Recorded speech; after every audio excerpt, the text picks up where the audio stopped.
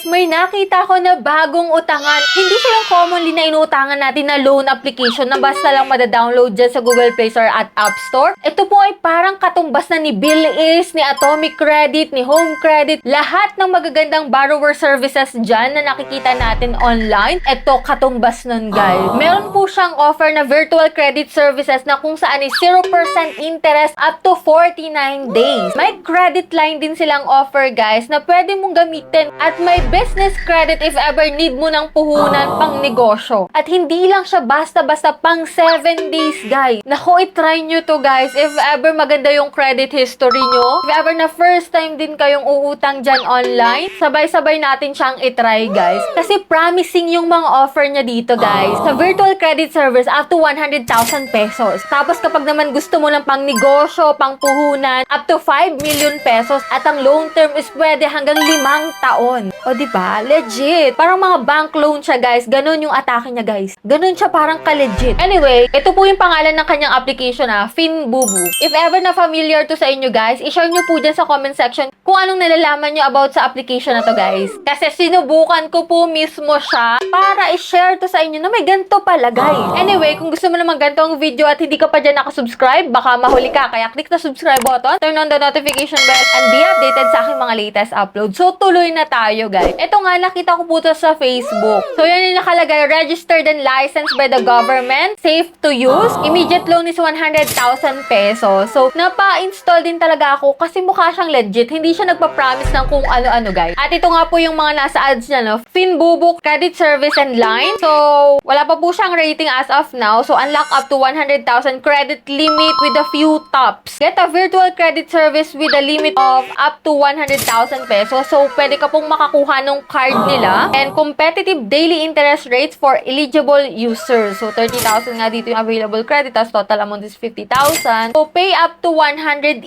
days daw, guys. So, tinry ko na siya kasi na-curious din ako sa app niya, no? So, yan, nag-login po ako dito using my active mobile number and then nag-enable din ng Face ID. And yan, may virtual credit service up to 100,000 pesos nga. May credit line, so flexible standby credit, pay only for what you use. So, yun lang babayaran mo. Kung ano yung nagamit mo, yun lang yung babayaran mo sa credit line. Kapag naman business credit, up to 5 million pesos for eligible businesses. So, click natin yung go. At ito po, no, 100,000 pesos interest rate dito, 0% interest for up to 49 days on shopping. Pwede ka pong makaget na bank card nila, no? So, ito, nag-fill up po ako ng aking basic information. Next po is income information. Dito nga pala, guys, need po ng payslip, ha? Hindi lang basta one valid ID. Kaya parang sabi ko, parang legit. Kasi hindi lang basta one valid ID yung hiningi niya, pati payslip. And emergency contact, guys, is 3 contact number. So, one valid ID, magpapasa ka po. And then yan, application submitted. And ito, ha? Your application is now being reviewed by the following partners. May mga partners sila guys, which is Rural Bank of Kibawe, Bukidnon Incorporated. Sa Bukidnon siya Rural Bank, and Tiwala Lending Corporation. So, and stay tuned lang tayo, antay tayo kung approve tayo or hindi. Chinek ko rin kung anong other features meron ito, no? So, meron nga po siya ditong credit line. Ito nga, extra cash for your goals. Use it, pay it, and reuse it. Pay interest only on the amount you use. So, flexible repayment terms up to 180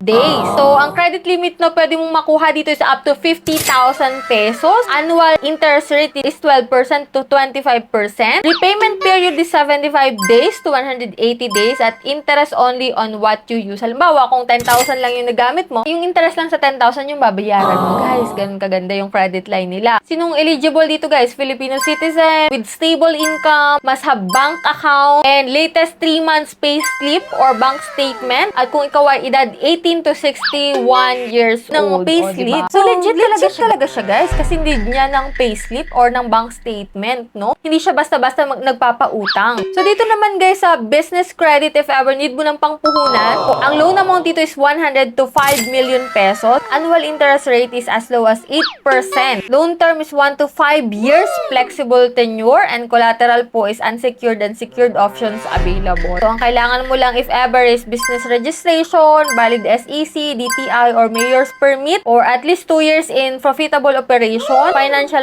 latest 2 years audited financial statement, and no ongoing legal dispute, more than 10 employees ang meron, no? Yan po yung eligible kapag ikaw po ay business credit yung ilulong dito kay Finbubu. O, diba? May bahagi na naman tayong aasahan, guys. Pwede nyo siyang itry, guys. And then, kapag po kayo na-approve, i-share nyo po dyan sa comment section kung anong experience ninyo, no? Anyway, ito nga, guys. Hindi po ako na-approve sa kanya. Nakalagay dito, "Dear customer, we are sorry that your credit line application has not been approved. This may be due to the comprehensive evaluation of multiple factors. We recommended that you maintain good credit habits and try again after 3 months." Oh God, 3 months ko pa siya, guys, matatry ulit. Pero, pwede po ako mag-apply dun sa credit line nila na 50,000 pesos. So anyway, kung gusto nyo siyang itry, why not? Pero wala po akong link nito, ha. Search nyo lang po siya sa App Store, sa Facebook. As of na wala pa po siya sa Google Play Store, pwede nyo po siya i-search sa Google kung nandun po siya. Finbubu po ang kanyang pangalan. So, looks legit naman, guys. Pero yun nga, hindi tayo na-approve. Pero if ever na-try nyo, why not, guys? Nasusun nyo pa rin yung decision nyo. So, yan lang po yung sharing ko about dito sa bagong mauutangan na naman na parang katumbas nga ng bank loan, no? Anyway, kung kayo may katanungan, i-comment nyo po dyan sa comment section. At kung may gusto kayong ipa-review, comment nyo lang din po dyan sa baba. And that's it, sa mga hindi pa dyan nakasubscribe sa aking YouTube channel, kindly click the subscribe button, turn on the notification bell, and be updated sa aking mga latest uploads. So, bye-bye na muna for now, guys. See you on my next video.